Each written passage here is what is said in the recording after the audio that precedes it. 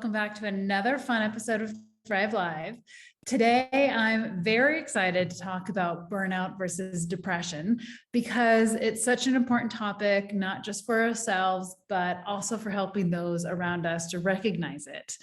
And once we recognize it, then we can know what to do about it and bring in that awareness piece.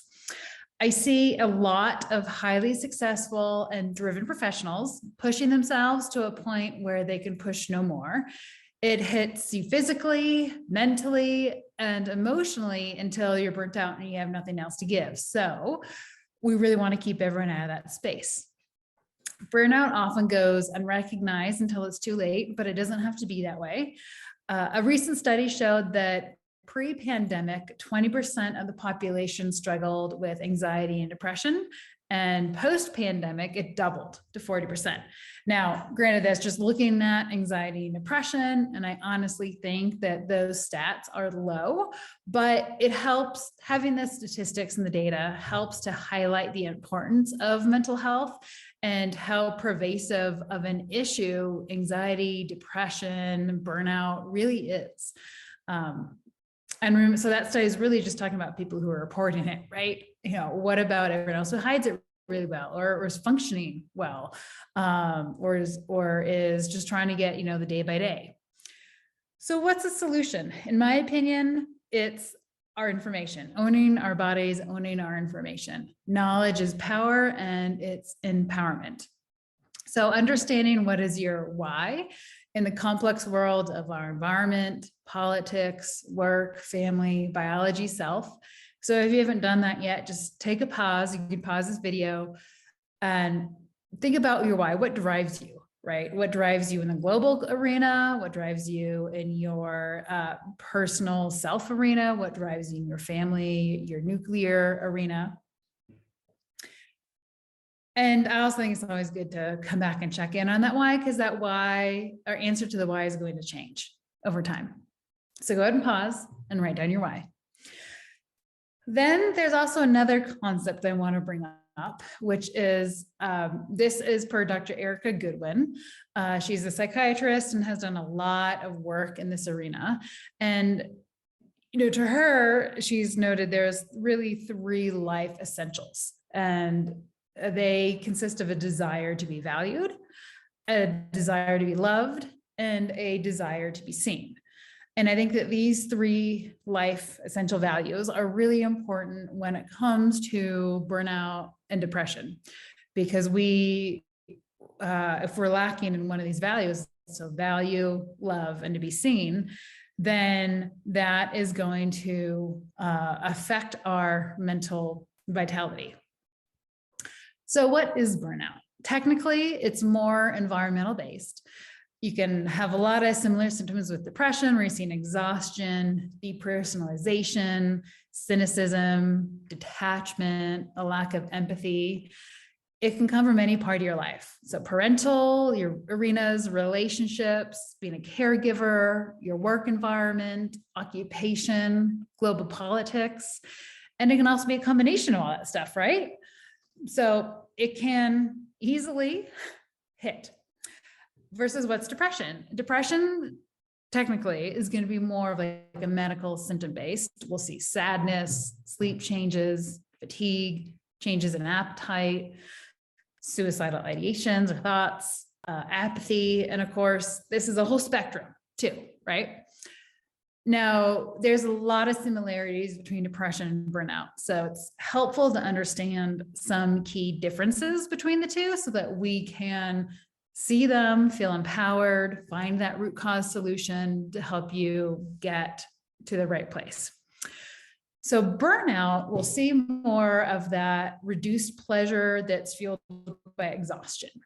Versus depression, we'll see that reduced pleasure that is more persistent. It's not as situational based, not as tied to necessarily your sleep, but of course it can. Burnout, we'll see it improves with having a break or having some space from the stimuli that's triggering that feeling. So you get a break from work, you get a break from the caregiver, whatever stimulus is triggering that period of overwhelm, you'll see an improvement when you step away from it. Versus depression, you're going to see that lack of pleasure, the symptoms persisting despite having that space or that break from that stimuli. And again, a lot of similarities between the two, but I do think it helps to identify it a little bit more, because that helps us be a little bit more in tune with our body and feel like we have some more self-awareness. So if you want a tool, sometimes tools can be really helpful with assessing your burnout. There's the Maslach burnout scale, and I'll have the link after this is all uploaded into our platform where you can click on it. This scale is used in a lot of research studies and in medical schools specifically, because it's a big area of burnout. There's many versions, so versions for healthcare providers, versions for school teachers, versions for health caregivers. You can basically find them on an easy, quick Google search. The one that I'm linking to is kind of more of a generic one. And you can use this as a resource to help you understand if you are burnt out and what's the severity of your burnout, so that you can be armed with the knowledge of self-awareness. Now, self-awareness is a journey, and it can feel challenging to be trying to stay in the arena of self-awareness. But self-awareness gives us that perspective to be in the moment, to understand what triggers you, to know how to take action in your day-to-day life to get the most out of your day, your life, what you're going for. The self-awareness creates a sense of presence that empowers you to build resiliency and balance your life.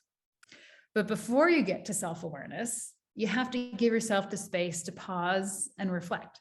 You have to recognize there is an issue, and you can use tools like the Maslach scale to help you recognize that, right? And then accept that the problem is there and pause. Pause. Let's do it again. Pause. This is probably the most important part. Pause to give the space to have perspective and clarity so that you can move forward. We don't get that clarity and perspective without having that moment of pause.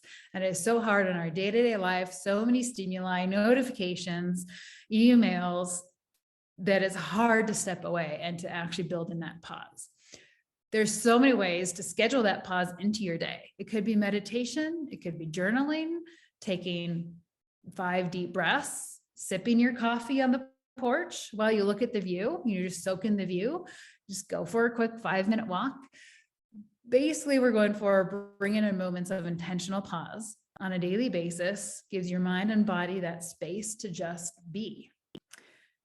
So now that you've created the space of pause, actually, let me take a step back. If you want, pause this and think about how can you bring in just a moment of pause into your day? What are some easy things that you can do?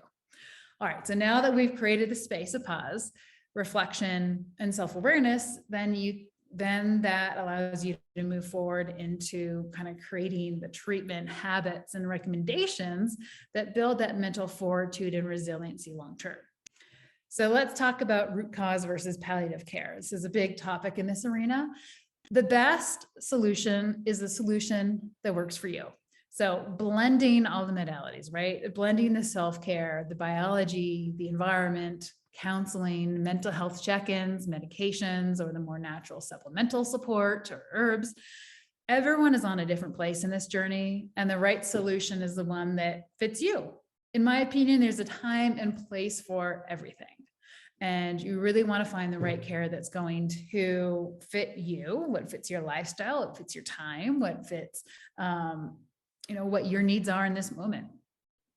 And within this, we want to make sure, we're addressing any past trauma, and this could especially be a big issue or a big cause of burnout post-COVID.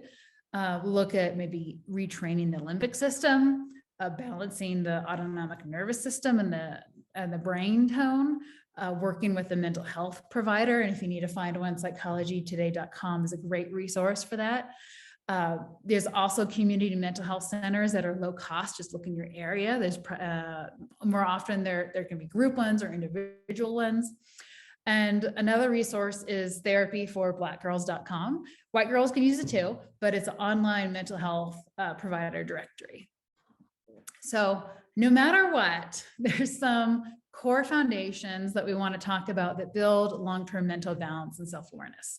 So number one is structure. Get structure in your life to increase capacity. So structure in eating, structure in movement, when you sleep, transition time. So structure between, when you're leaving work and you're getting the kids, or you're building in that moment of pause. You're taking structure to build in that moment of pause. The second one is support. So get your team on board. Build up a creative team. It could be family, friends, healthcare providers, a robo-vacuum, a meal delivery service. The RoboVac, the meal delivery service, I think these are very critical to some people's support teams because they increase your cognitive and emotional capacity, because then you're not thinking about and planning that stuff. My personal team includes my weekly therapist and business coach, my psychiatrist, my exercise routine, and I personally have to stay very structured about exercise, and a nutritional health coach that I use to help reduce my cognitive load on planning my family meals, the robo-vacuum, skiing. I have a very large creative support group. And it's taken me a while to build that up, right?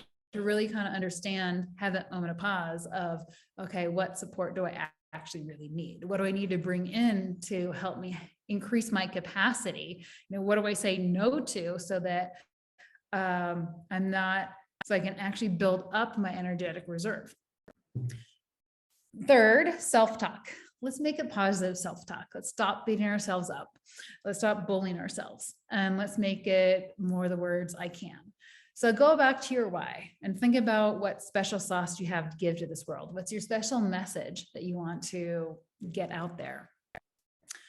Fourth, understand your limits to self-care, right? What do you need more of to make self-care happen? Is it time? Is it money? And if it's money, there are a lot of cheap, free versions out there of almost anything. Usually this is a key roadblock. When I say this is a key roadblock, I mean, there is usually a limit to self-care if you're having trouble getting on it, right? There's a roadblock that you have to understand, one, what is the roadblock? And so that you can figure out how to free up whatever roadblock it is, more time, more money, more space, so that you can build in that self-care. Number 5 is open. Be open to being creative, to building a dynamic team for your support. Like we talked about before, include things in your team that help you succeed beyond the traditional styles of support, things that give you more time, things that give that space for you to actually take time for yourself. So is it a grocery delivery? Is it the robo-vacuum, which is my favorite? Because having a claimed space helps me feel like I have more of a mental capacity, energetic capacity.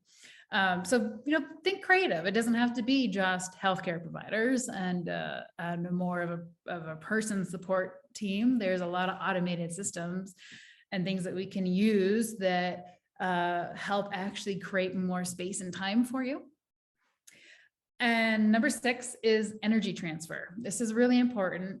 Look at your day-to-day life. Are you constantly giving energy away, or are you receiving energy? Are you net positive or net negative by the end of the day?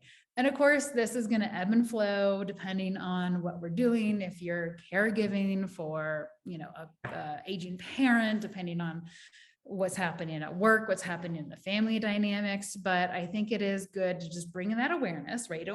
Awareness is bringing in the awareness. You don't have to fix it. You're just observing it, right? Where is your energy? How are you spending it and how are you receiving it? And finally, reflection.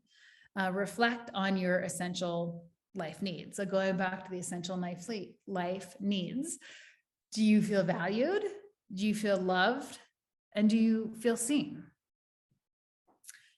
So I kind of blew through this. It's a really, really important topic. So you have these valuable gifts to give in this lifetime, and you have a vision and a mission to fulfill. I don't want burnout to be the reason for not reaching your goals. Use all these tools that we just talked about, build in a consistent moment of pause, which is, if you're going to take one thing away from this talk, is the importance of that moment of pause. So that you can be empowered to build the mental resiliency and give that special message that you have to give to the world.